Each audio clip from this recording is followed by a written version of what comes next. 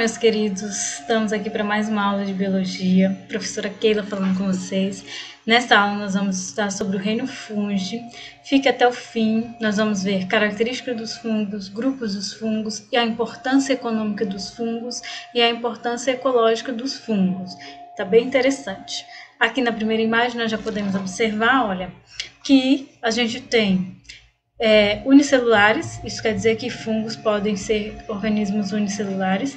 A gente tem aqui, ó, a cervejinha, o copinho da cerveja, cogumelo, o pão. Nas unhas aqui embaixo, caso de micose, né, o queijo, né, com a presença do fungo. Então, os fungos estão em vários lugares. Da mesma forma que eles podem causar prejuízo, eles também podem dar lucros e benefícios. Então, fique com a gente que essa aula vai ser boa. Vamos lá. Vamos a algumas características dos fungos. Olha só, os fungos são popularmente conhecidos por bolores, mofos, fermentos, levedos, orelha de pau, trufas, cogumelos, né, que são os mais conhecidos champignons. Então, eles podem ser unicelulares e pluricelulares. A gente pode ver eles, né, grande, como cogumelo e orelha de pau, e tem os levedos e fermentos que são bem menores, unicelulares. É um grupo bastante numeroso, formado por cerca de 200 mil espécies espalhadas por praticamente qualquer tipo de ambiente. Isso é muito interessante, qualquer tipo de ambiente. Os fungos são muito diversificados, por isso tem essa variedade, né? Como a gente viu na primeira imagem, desde o pão, mofando, estragando o pão, ajudando a fermentar o vinho, o queijo e causando doença nas unhas. Então, essa grande variedade permite eles a essas características. Eles são seres eucariontes, podendo ter uma ou mais células, né? Uma é unicelular ou pluricelulares, né? Que tem muitas células. Os fungos têm muita interação com os seres humanos, e um dos principais motivos pelos quais nós estudamos os fungos é para entender essa interação, que pode ser boa e em algumas situações pode não ser tão boa assim.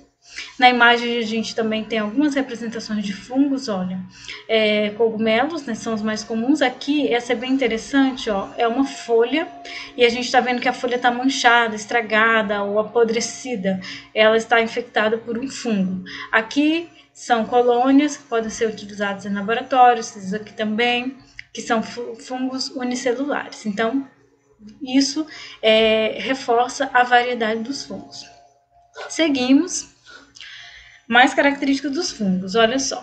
Os fungos são seres macroscópios ou microscópios, então eles podem ser vistos a olho nu, como os cogumelos, por exemplo, mofos, e podem ser microscópios, né, no caso, os que são geralmente unicelulares, precisam do auxílio do microscópio para ser observado. Eles ainda são, né, podem ser unicelulares ou pluricelulares, nós já vimos, são eucariotos, ó, as células dos fungos são células bem diversificadas, bem organizada, que possui núcleo, membrana nuclear e as organelas, diferente das células das bactérias que a gente já estudou, que não tem núcleo bem diferenciado. São heterótrofos. O que isso significa? Que eles não produzem seu próprio alimento como a planta, eles não realizam fotossíntese, eles são heterótrofos como os animais, como nós. Mas o estilo de vida deles é diferente do nosso. Então, temos essa característica comum, mas temos muitas outras características diferentes. Aqui, ó, os fungos são constituídos por células, que são as típicas nomeadas como hifas. Hifas são as células que formam os fungos. Eles geralmente não formam tecidos e órgãos, mas essas hifas, elas têm formas filamentosas e esses filamentos vistos ao microscópio dão uma noção da organização do corpo, porque um cogumelo, por exemplo, não tem uma estrutura de órgão e sistema, tecidos, mas tem essa organização na forma de hifas. Eles apresentam parede celular composta em sua maioria por quitina, é um carboidrato, né, um polissacarídeo que dá resistência, semelhante à celulose nas plantas. O mesmo polissacarídeo encontrado no exoesqueleto de animais como os artrópodes. A gente ainda vai estudar sobre os animais, né, sobre os artrópodes, e a gente vai entender que a barata, por exemplo, tem aquela casquinha dura graças a essa quitina. E os fungos também têm essa quitina, que é uma substância que ajuda a dar uma resistência e proteção para as células deles. E assim como os animais, os fungos mantêm como reserva energética o glicogênio. É um carboidrato, né, um polissacarídeo de reserva. Como nós vimos no início, aqui, olha, os fungos são heterótrofos, não produzem o próprio alimento. Ele precisa se alimentar, por exemplo, de uma planta ou de um outro organismo, e aí ele vai armazenar a energia que ele absorveu nessa alimentação na forma de glicogênio, assim como acontece com o nosso organismo. Nessas imagens nós temos aqui os fungos unicelulares, a gente pode ver que cada bolinha dessa é um fungo e eles são microscópios. A gente tem a laranja podre, né, que a gente pode observar esse mofo todo que tem na laranja são os fungos. E aqui nessa imagem de baixo a gente pode ver o corpo do fungo, os cogumelos, as benditas hifas. Estão vendo que tem esses raminhos aqui? Cada filamento desse, cada raminho desse é uma hifa e elas vão se organizando, né, se estruturando, formando então a estrutura do fungo. Não chega a formar um tecido e órgãos, mas tem. Quando você arranca, olha só, tem o cogumelo todo arrumadinho aqui. Se a gente pegar um cogumelo e for observar, a gente pode ampliar com a lupa e verificar essa organização. E embaixo, aqui no solo, no galho que esse fungo está fixado, na superfície que ele está fixado, essas hifas se ramificam, ó, como se fossem raízes, e vão lá, vão ocupando uma extensão.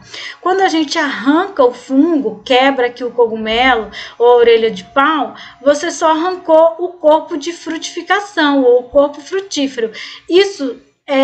O fungo só apresenta essa estrutura aqui, o corpo frutífero, quando ele está na época de reprodução.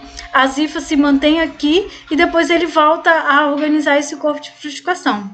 Por isso é tão difícil destruir e acabar com os fungos, porque quando você arranca essa parte, você só arrancou o corpo de frutificação, mas as hifas que formam os fungos continuam aqui, elas não foram destruídas.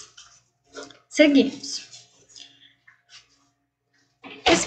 Especialistas afirmam que cerca de 1,5 milhões de espécies de fungos habitam o planeta. Aí a gente tem como os cogumelos, leveduras, bolores, mofos, e eles podem ser usados para diversos fins, como a culinária, a medicina, produtos domésticos. Muitos fungos são considerados parasitas, né, e causam doenças em animais e em plantas. Os fungos podem causar tanto doenças em animais e em plantas, mas essa variedade, como a gente viu nos primeiros slides, contribui para essa diversa finalidade que os fungos podem proporcionar aos humanos, né?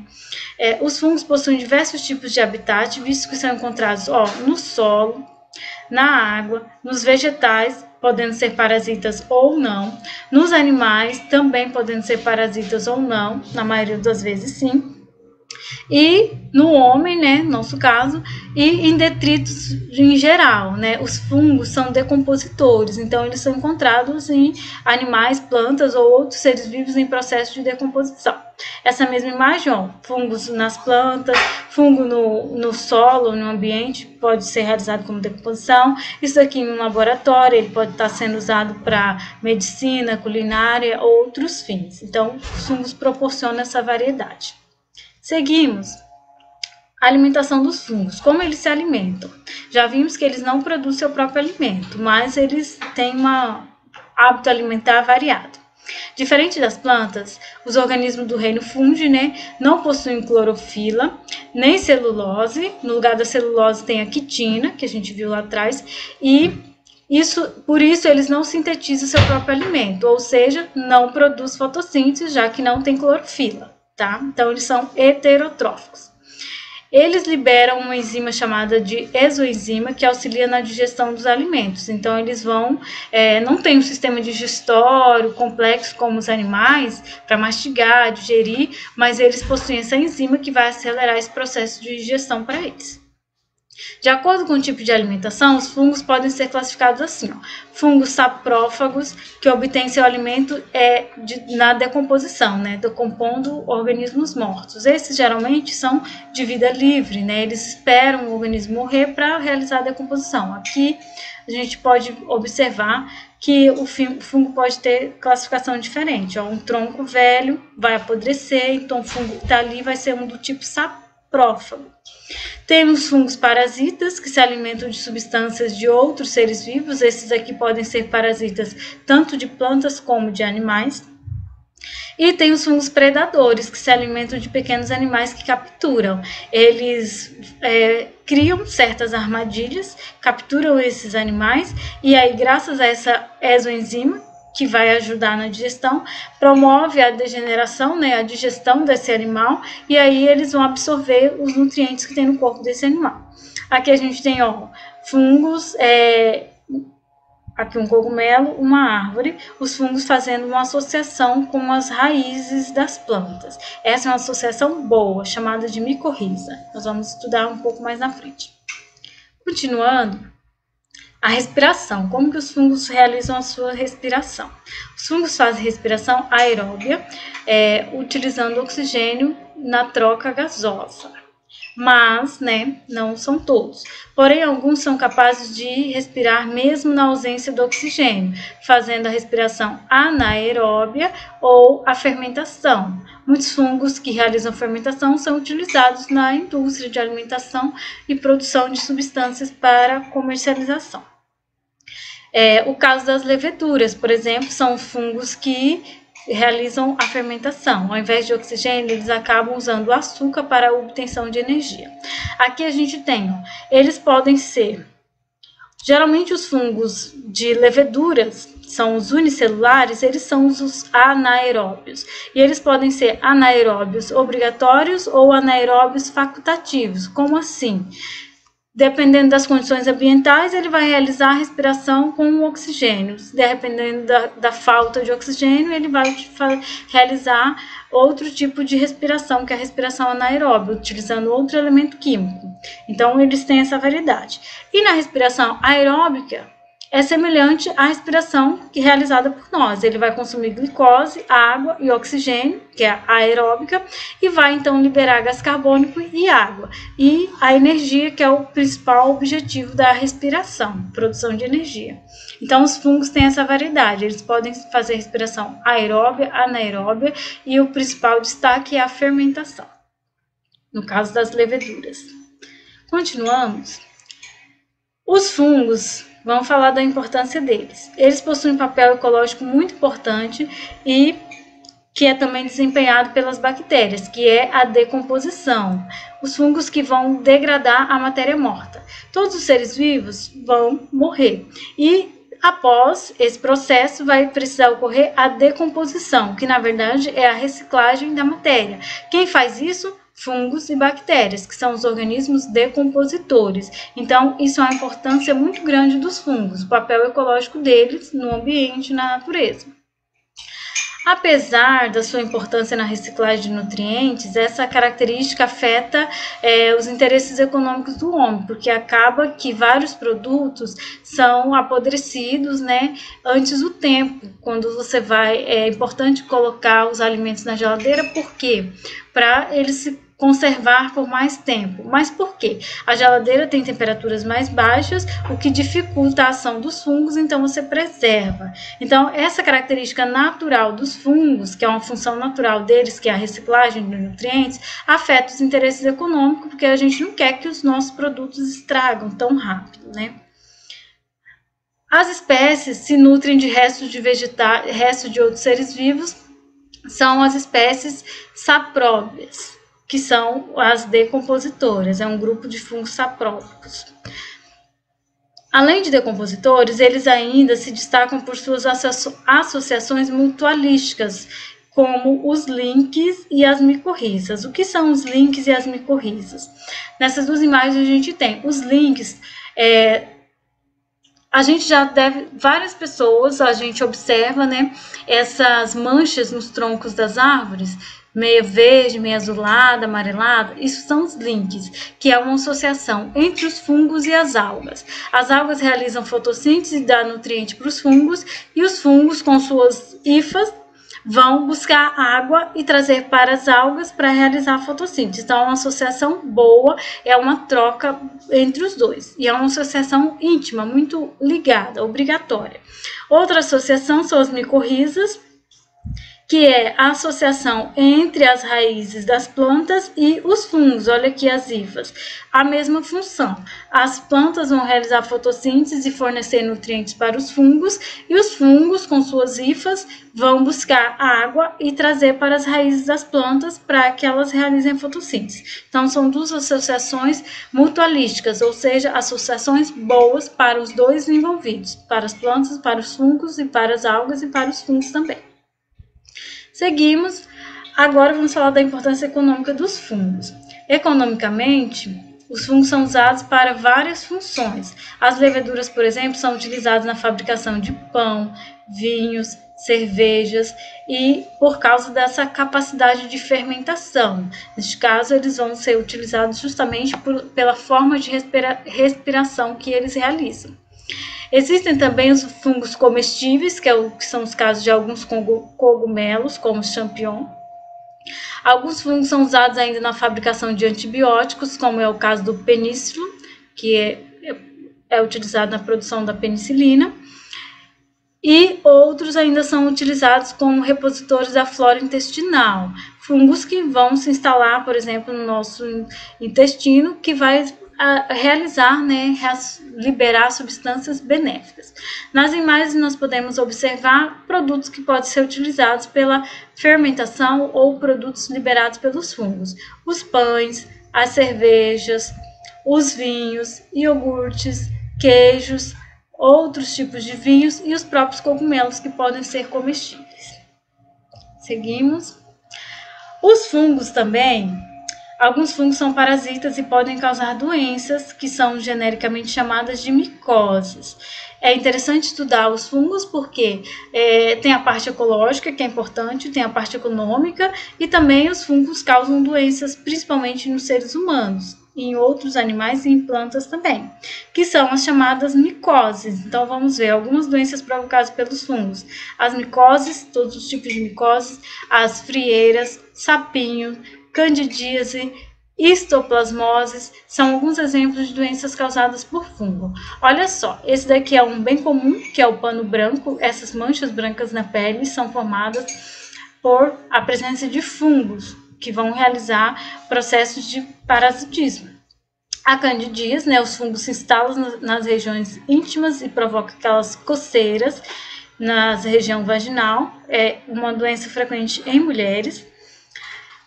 E as frieiras, que são aquelas coceiras e feridas entre os dedos. Por quê? São regiões úmidas e os fungos gostam dessas regiões, principalmente os fungos que são anaeróbios, que não utilizam oxigênio para a respiração. Então, lugares úmidos e abafados são excelentes para eles se reproduzir. Então, o caso dos dedos aqui, a frieira e da candidíase. A reprodução dos fungos. Os fungos, olha, eles podem se reproduzir de forma assexuada, é a principal forma de reprodução deles. Nesse tipo de reprodução, não há a fusão de dos núcleos e através de mitoses sucessivas. A fragmentação do micelo, né, que é as hifas, vão originar novos organismos. Além do processo de fragmentação, a reprodução assexuada pode ocorrer por brotamento e esporulação. Então, são 3 tipos. Fragmentação, se você espedaçar um cogumelo, os fragmentos dele vão dar origem a novos fungos. O brotamento, olha aqui, a gente tem aqui uma bolinha, esse é o broto. Quando ele crescer um pouquinho mais, ele se desprende dessa levedura e se solta. Isso principalmente nos fungos unicelulares ocorre esse tipo de reprodução. E a esporulação, eles liberam esses esporos, são partículas bem fininhas, bem pequenas, que vão depois se originar, né, vão se desenvolver e originar novos fungos. Então, esses são os principais tipos de reprodução assexuada dos fungos. Eles também podem se reproduzir de forma sexuada. Esse tipo de reprodução ocorre entre dois esporos divididos em 3 fases. Tem a fase da plasmogônia, que é a fusão do protoplasma. Tem a cariogamia, que é a fusão dos núcleos haploides, né? Haploides, porque só tem a metade dos cromossomos, para formar um núcleo diploide, que aí vai ter o número X de cromossomo. E a meiose, o núcleo diploide se reduz formando 2 núcleos haploides. Então, como vai ocorrer? Eles liberam, né, essas substâncias aqui, os núcleos, já depois da fecundação, e vai ocorrer a fase cigótica. Nessa fase cigótica vai ocorrer a liberação dos basidiósporos, que são pequenos fragmentos. Eles ficam livres no ambiente. Depois vai ocorrer a germinação. Esses pedacinhos vão se desenvolver. Olha, 2 bolinhas aqui, aí eles se desenvolvem e começam a formar esse corpo. E aí eles se fundem, ó. Eles começam a trocar núcleos. O núcleozinho amarelo vai para lá e o vermelho vem para cá. E olha só, aqui ele já tem as hifas todas misturadas. Então, essa é a reprodução sexuada. Eles são liberados sozinhos, livres, se desenvolvem e aí depois eles se unem, formando então um núcleo com os dois, com o número X de cromossomos. Seguimos. Aqui mais algumas imagens de fungo, só para a gente reconhecer. Olha, essas manchas nas laranjas são doenças provocadas por fungos. Aqui na couve também. As frieiras, voltamos a falar dela. E as micoses de unhas. São doenças ou causadas por fungos, né? Problemas causados por fungos. Mais imagens sobre os fungos. Olha só, a gente tem aqui o morango todo estragado, que é o mofo. Coisas boas em relação ao fungo, né, as micorrizas novamente, os queijos, que são processos de fermentação, e alguns queijos são colocados para fermentar, além da fermentação natural, né, são adicionados, né, para maturar, né, com fungos, e cogumelos, que são comestíveis. Agora, a classificação dos fungos. Os fungos, eles podem ser classificados de acordo com algumas características. A gente tem 4 grupos: quidriomicetos, zigomicetos, ascomicetos e basidiomicetos. Vamos ver algumas características rápidas de cada grupo. Primeiro grupo, os quidriomicetos. São constituídos por cerca de 790 espécies. São os prováveis ancestrais dos fungos, ou seja, os mais antigos. Vivem em meio aquático, solo úmido, próximo às represas, rios e lagos. Vivem da absorção de matéria orgânica, então eles são decompositores. Muitas vezes são parasitas, né? Parasitam algas, então tem espécies parasitas nesse grupo, algas e protozoários, e até outros fungos e plantas e animais. Safadinho eles. Algumas espécies causam consideráveis prejuízos em plantação de alfafa e milho. Cortou, mas era milho, tá, gente? Então, aqui, alguns representantes desses, que são geralmente foram consideravelmente os primeiros fungos. Próximo grupo, a gente tem aqui os ascomicetos. Com cerca de 32 mil espécies, são os que formam estruturas reprodutivas sexuadas, conhecidas como os ascos, dentro das quais são produzidos os esporos meióticos, os ascopos. Ele é classificado assim por causa dessa forma de reprodução, que é um pouco diferente do grupo geral. Inclui diversos tipos de bolores, né? O mofo, as trufas estão nesse grupo, as morcelas, todos os filamentos e as leveduras são unicelulares. Aqui alguns exemplos deles, ó, as leveduras, alguns bolores, né? Aqui da laranja e outro. Os basidiomicetos, com cerca de 22 mil espécies, são os que produzem estruturas reprodutoras sexuadas denominadas de basídeos.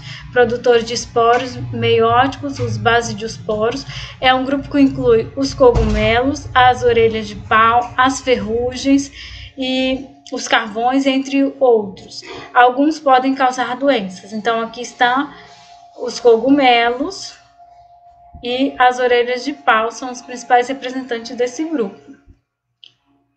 Os zigomicetos, eles têm cerca de 1000 espécies, são fungos profundamente distribuídos pelo ambiente, podendo atuar como decompositores ou como parasitas. Então, eles podem, né, atuar nos dois sentidos.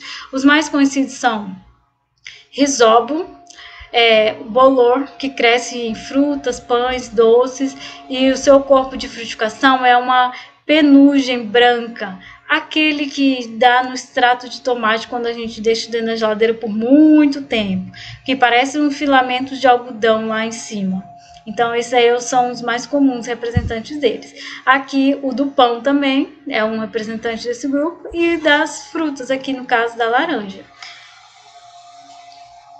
Os deuteromicetos, ou fungos conidiais, eles já foram conhecidos como fungos imperfeitos. Constituem um grupo de fungos que não são enquadrados nos anteriores, e muitos deles a fase sexuada não é conhecida. Então, os outros apresentam uma fase sexuada bem característica, com a formação dos esporos, e esse grupo não.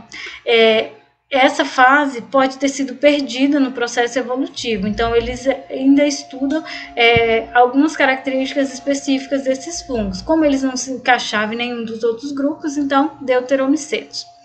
Nesse grupo estão diversas espécies muito conhecidas como penicillium, que é utilizado para a produção da penicilina, por exemplo, aspergillus, que produz substâncias tóxicas que podem ser utilizadas para a produção de medicamentos para tratamento de doenças do tipo cancerígenas.